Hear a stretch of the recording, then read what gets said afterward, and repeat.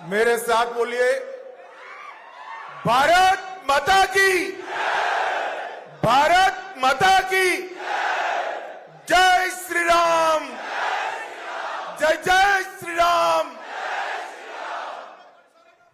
भाई सारे कार्यकर्ता यहां जो पिक्चर उतार रहे, बैठ जाओ, बैठ जाइए आप, प्लीज बैठ जाइए।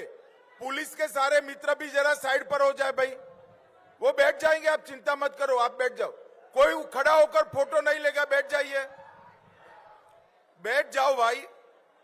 और यहां पर जो बैठे हैं वो भी सेट कर कर बैठ जाए जरा, प्लीज बैठ जाइए। भाई दिल्ली से मैं कार्यकर्ताओं को मिलने आया हूं, आप फोटो लेकर बैठ जाइए।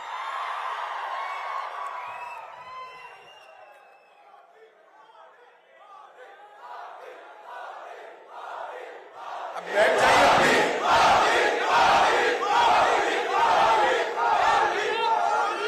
पीछे दो लोग खड़े, बैठ जाए प्लीज, बाद में ही मैं शुरू करूंगा। बहन जी बैठ जाइए, आप फोटो हो गई, अब बैठ जाओ भाई।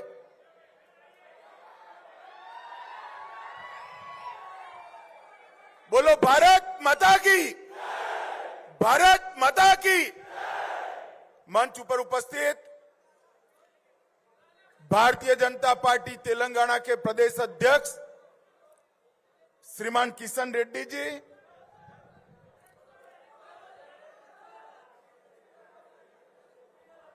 भैया तुम सेट करके बैठ जाओ, मैं यहीं खड़े रहने वाला हूं। वो लाइन वाले, शर्ट वाले भाई बैठ जाओ जरा प्लीज। बस कार्यकर्ता भी शांति रखे। अब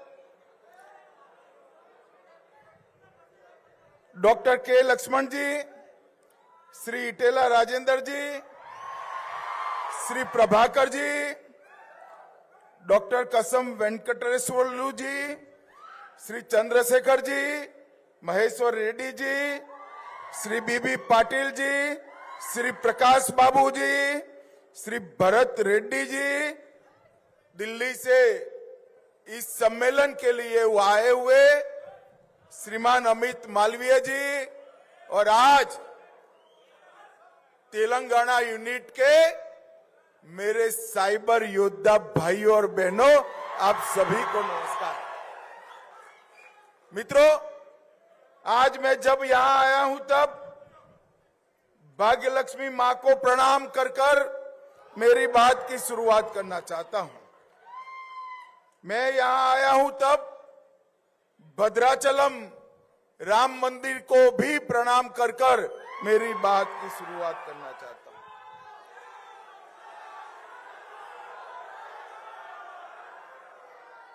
मित्रों, आप सभी लोग, भैया प्लीज बैठ जाइए, आप सुनते नहीं है क्या?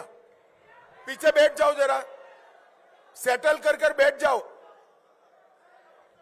बहन जी बैठ जाइए आप प्लीज।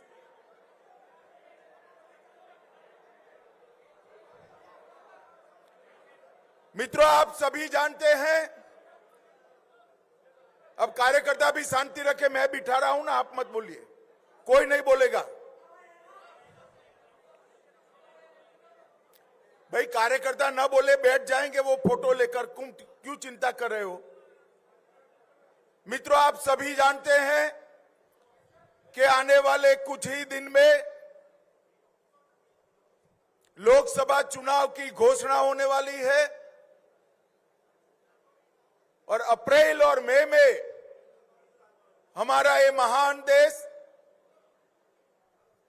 इसके मतदाता आने वाले 5 साल तक इस देश का शासन किस पार्टी के साथ होगा, किस व्यक्ति के पास होगा, इसका निर्णय करने वाले हैं, फैसला करने वाले हैं। और वो जो फैसला करने वाले हैं उसमें आप सभी का बहुत महत्वपूर्ण रोल है, बहुत महत्वपूर्ण योगदान रहने वाला है। इस जमाने के चुनाव में जितना महत्व घर घर घूमकर प्रचार करने वाले कार्यकर्ता का है, इतना ही महत्व सोशल मीडिया के माध्यम से घर घर संदेश पहुंचाने वाले कार्यकर्ता। मित्रों, देश की जनता ने एक प्रकार से तय कर लिया है। मैं करीब करीब देश के सभी राज्यों से होकर यहां आया हूं। जिस जिस कोने में गया, जिस जिस हिस्से में गया, जिस मत क्षेत्र के अंदर गया, हर जगह देश की जनता नरेंद्र मोदी जी को तीसरी बार प्रधानमंत्री बनाना था। युवाओं के बीच में जाते हैं, मोदी मोदी के नारे लगते हैं। महिलाओं के बीच में जाते हैं, मोदी मोदी के नारे लगते हैं। गरीबों के बीच में जाते हैं, मोदी मोदी के नारे लगते हैं। किसानों के बीच में जाते हैं, मोदी मोदी के नारे लगते हैं। मगर मैं आज आप सभी को मिलने के लिए, आपसे बात करने के लिए इसलिए आया हूं कि चुनाव तेलंगाना में भारतीय जनता पार्टी को और मजबूत कर 12 से ज्यादा सीटें भारतीय जनता पार्टी की जिताने का चुनाव। हम सब 400 पार का लक्ष्य तो याद रखें। 400 पार का लक्ष्य सिद्ध करना ही है, परंतु ये 400 में 12 कमल यहां से दिल्ली भेजने का काम तेलंगाना की जनता ने। भाई और बहनों, ये 10 साल के अंदर नरेंद्र मोदी जी ने देश को राजनीतिक स्थिरता देने का काम किया है। आया गया राम की पॉलिटिक्स को समाप्त कर एक छत्र नेतृत्व में पूर्ण बहुमत वाली 10 साल तक सरकार नरेंद्र मोदी जी ने चलाई है। नरेंद्र मोदी जी ने 10 साल में भ्रष्टाचार मुक्त शासन दिया है।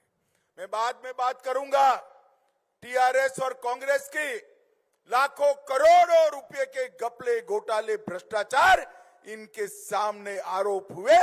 नरेंद्र मोदी जी पर 25 पैसे का आरोप हमारे विरोधी भी नहीं लगा सकते। नरेंद्र मोदी ने जन कल्याण की नीतियों वाला शासन दिया है।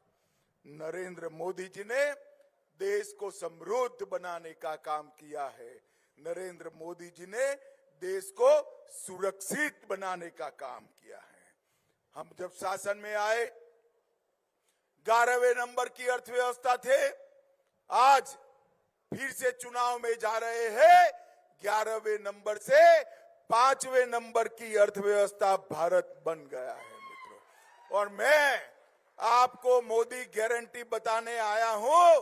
मोदी जी का गारंटी है, तीसरी बार मोदी जी को प्रधानमंत्री बनाओ, दुनिया में तीसरे नंबर का इकोनॉमी हम बन जाएंगे। मोदी जी ने सबसे तेज बढ़ती हुई इकोनॉमी देने का काम किया है और मोदी जी ने 60 करोड़ गरीबों को गरीबी का पूरा दुख भोगने वाले लोगों के जीवन स्तर को उठाने का काम किया है। आज भारत स्मार्ट डेटा कंजम्पशन में दुनिया में नंबर 1 है, फिनटेक में नंबर 1 है, मोबाइल मैन्युफैक्चरिंग में नंबर 2 है, तीसरा बड़ा एविएशन मार्केट है, तीसरा बड़ा ऑटो मार्केट है और चंद्रमा के दक्षिण ध्रुव पर पहुंचने वाला भारत पहला देश है। ये गौरव मोदी जी ने दिया है। मोदी जी के 10 साल सारे वादों के समाप्ति के 10 साल है। मैं आपको बताना चाहता हूं, मैं पार्टी का अध्यक्ष था। 2019 में हम मैनिफेस्टो रिलीज कर रहे थे, संकल्प पत्र घोषित कर रहे थे। उस वक्त पत्रकार पूछते थे, पहला पेज तो ऐसा है जो कभी भी पूरा नहीं होगा। मैं भी निरुत्तर था। पहले पेज में क्या था? क्या था हमारे संकल्प पत्र के पहले पेज में? पहले पेज में था, अयोध्या में भव्य राम मंदिर हम बनाएंगे। 500 साल से पूरे देश के सभी श्रद्धालु चाहते थे कि अयोध्या में भव्य राम मंदिर हो और राम लल्ला सम्मान के साथ अपने मंदिर के अंदर विराजमान हो। एक कांग्रेस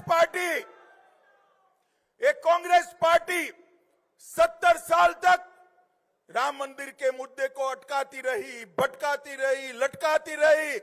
अरे आपने तो बनाया नहीं मंदिर, मोदी जी ने बनाया, प्राण प्रतिष्ठा थी, आपको निमंत्रण दिया, आप उपस्थित भी नहीं रहे। वोट बैंक की लालच से आपने राम जन्मभूमि के प्राण प्रतिष्ठा का बहिष्कार किया। मित्रों, दूसरा वादा क्या था?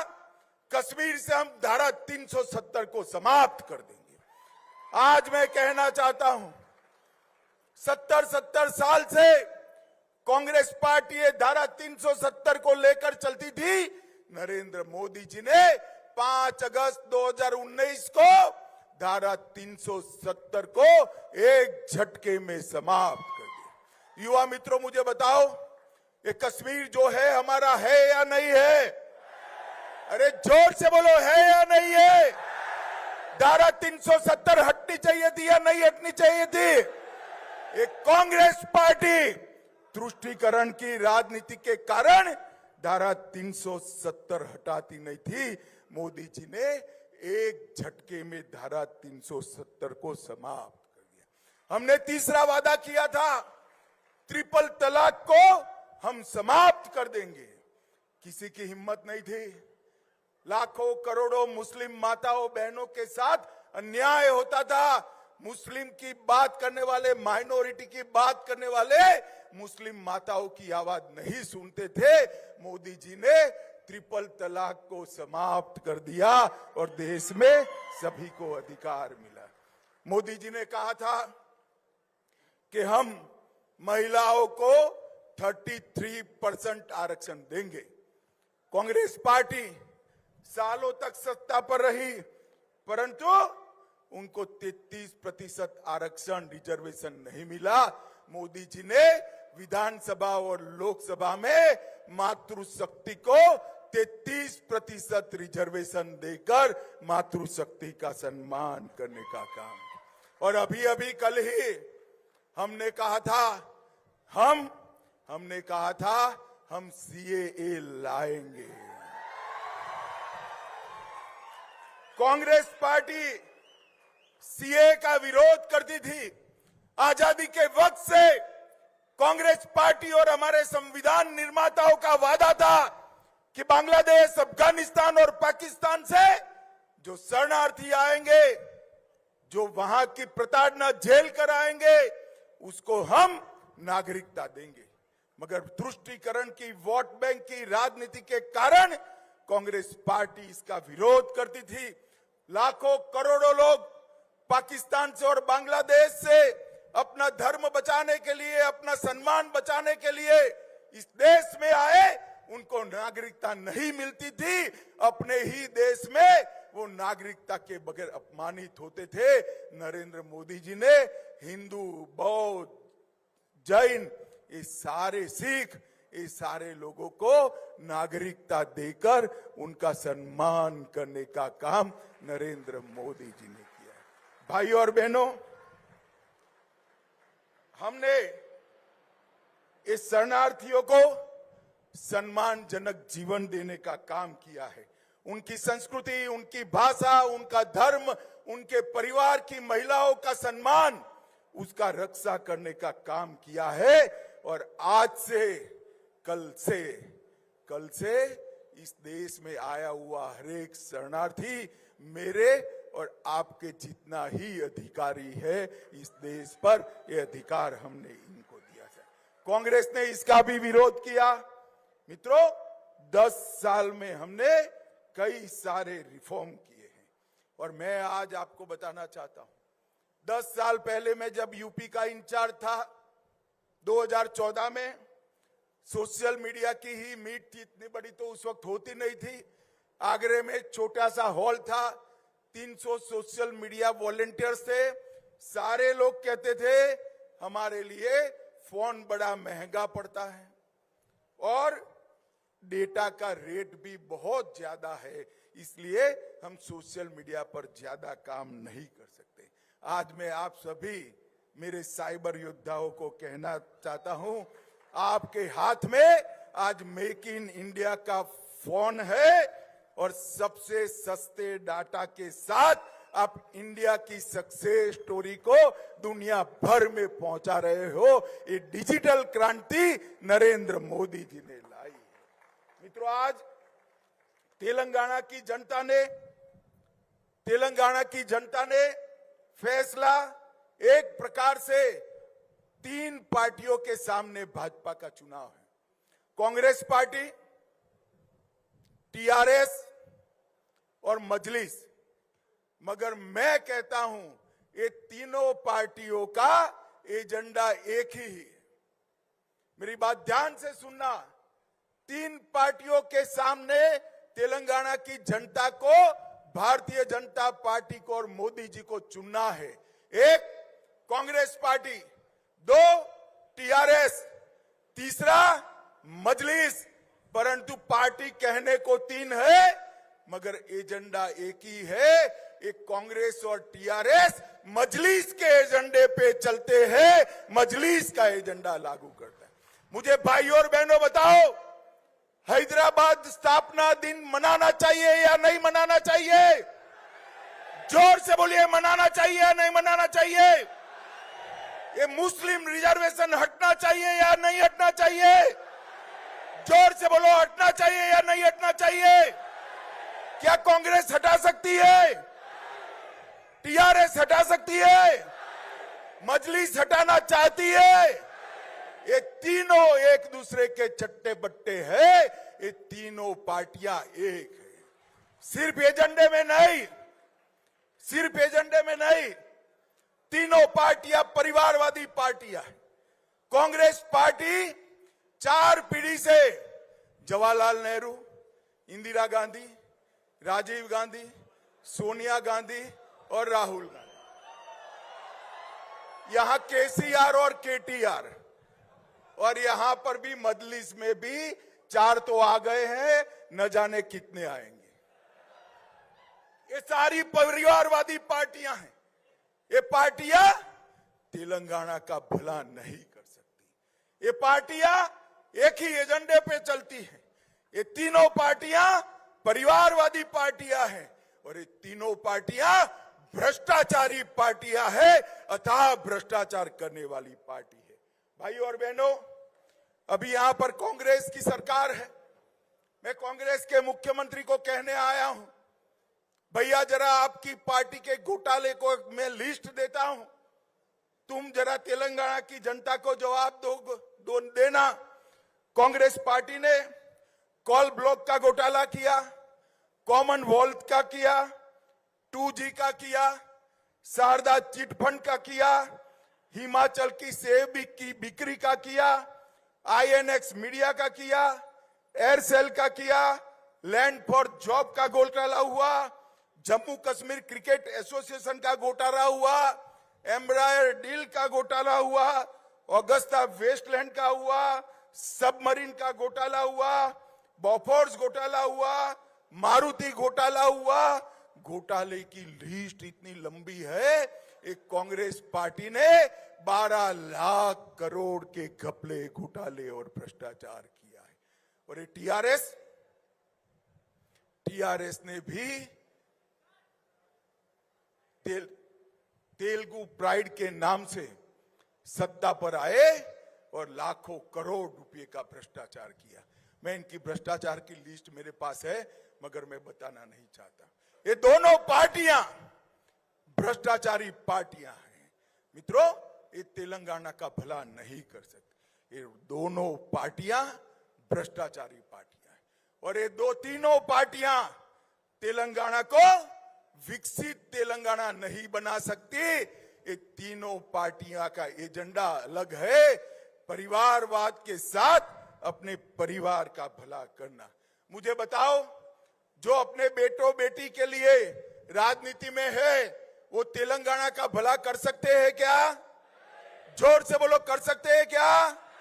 तेलंगाना का भला केवल और केवल नरेंद्र मोदी के नेतृत्व में भारतीय जनता पार्टी कर सकती है। भाई और बहनों, मोदी जी देश के सबसे गरीब घर में चाय बेचने वाले के बेटे के रूप में जन्म लेकर आज दुनिया के सबसे लोकप्रिय नेता बने हैं मोदी जी। 23 साल से मैं बरोबर देख रहा हूं, ये व्यक्ति ने एक भी छुट्टी नहीं ली है। 23 साल से ये व्यक्ति गरीबों के कल्याण का काम कर रहा है और 23 साल से ये व्यक्ति सीएम भी रहा, पीएम भी रहा, उसके जीवन पर कोई उंगली नहीं उठा सकता, भ्रष्टाचार का एक भी आरोप नहीं लगा। जिन्होंने अपना पूरा जीवन देश के गरीबों के विकास के लिए समर्पित किया, जिन्होंने पूरा जीवन एक क्षण का भी विराम करे बगैर भारत माता की सेवा में लगाया, एक और वो है और एक और राहुल बाबा है। हर 3 महीने में 45 दिन की छुट्टी मनाना है। मोदी जी ने कहा भाई छुट्टी सभी लोग भारत में मनाए, मगर ये कहां मनाते हैं? इटली मनाते हैं, रोम बनाते हैं, इंग्लैंड जाते हैं, अमेरिका जाते हैं, उनको जरा गर्मी लगती है। भाई और बहनों, ये जमात कभी भारत का भला नहीं कर सकती, ये जमात कभी तेलंगाना का भला नहीं कर सकती।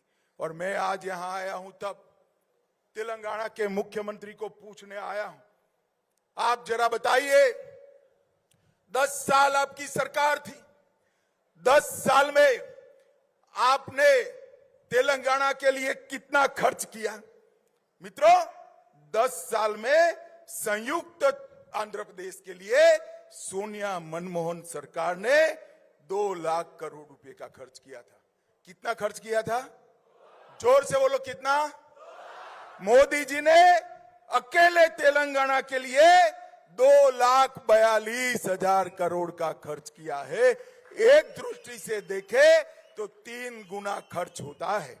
और इसके साथ साथ लगभग 4 लाख करोड़ से ज्यादा रोड, एयरपोर्ट, पेट्रोल की लाइनें और कई सारी यूनिवर्सिटियां, कई सारे इंस्टीट्यूट देने का काम नरेंद्र मोदी जी ने किया है और तेलंगाना का विकास करने का काम।